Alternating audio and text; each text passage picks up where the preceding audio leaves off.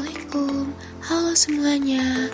Kali ini kami dari kelompok 7 yang beranggotakan Muhammad Abdul Aziz, Davin Rizky Hamzah, Nindya Ayu Milanda, dan Zaini Novena Santi akan membahas mengenai kelangkaan.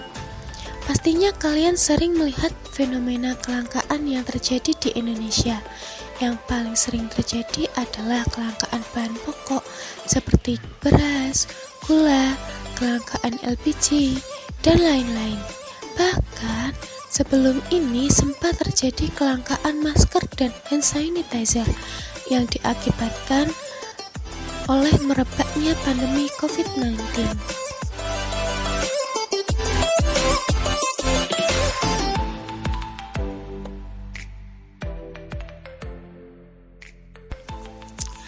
Lalu, apa sebenarnya kelangkaan itu?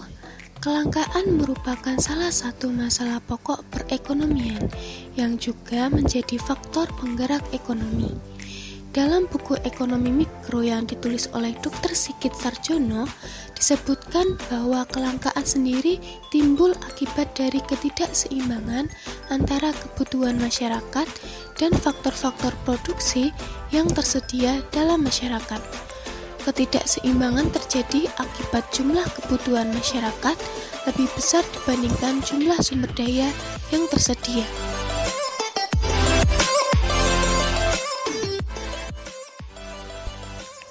Sumber daya sendiri dibagi menjadi 4 macam: sumber daya alam, sumber daya manusia, sumber daya modal, dan yang terakhir, sumber daya keahlian atau kewirausahaan.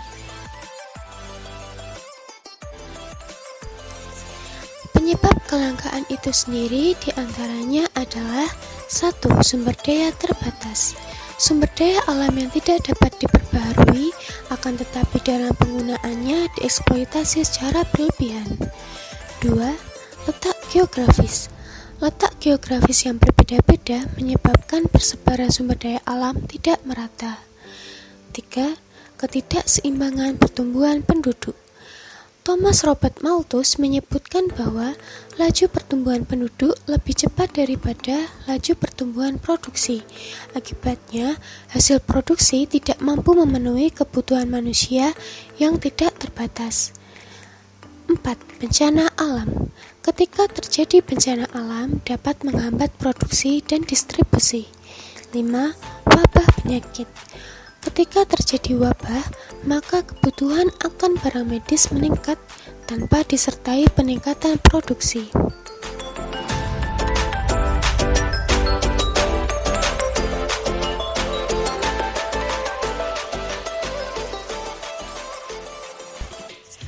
Berikut adalah dampak dari kelangkaan.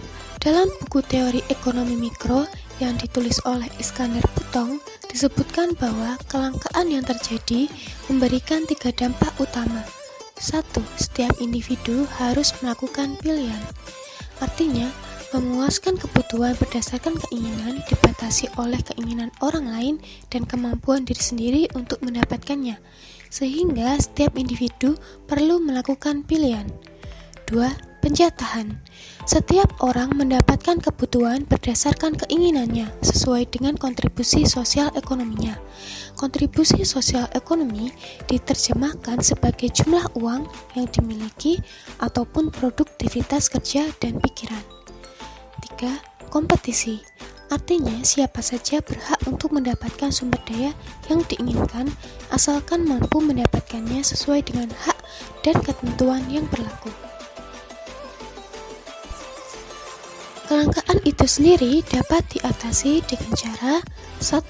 Menyusun skala prioritas, yaitu membuat kebutuhan yang didahulukan atau mendesak untuk dipenuhi terlebih dahulu. 2. Menggunakan barang pengganti. Alam menyediakan barang pengganti sebagai alat pemuas kebutuhan yang biasa disebut barang substitusi.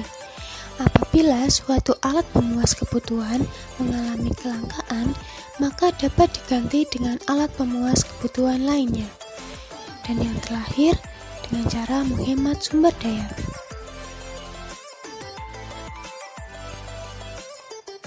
Akhir-akhir ini, masih terdapat beberapa kasus masyarakat yang terjangkit COVID-19.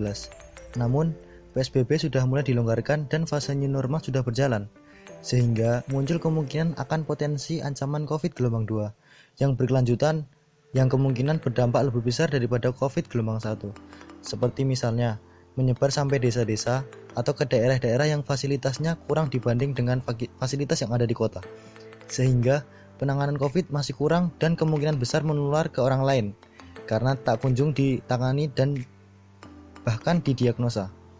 Sedangkan desa atau daerah sebagai sumber utama pemasok bahan pokok. Jadi, apabila desa atau daerah sampai terkena imbas COVID, maka dapat diprediksi tidak hanya kelangkaan barang medis yang terjadi, namun kelangkaan pangan pun bisa terjadi. Maka dari itu, kita dapat melakukan antisipasi dengan yang pertama, pastinya menjaga kesehatan dan mengikuti protokol agar menghambat penyebaran COVID-19. Yang kedua, tidak melakukan penimbunan bahan pangan ataupun barang medis.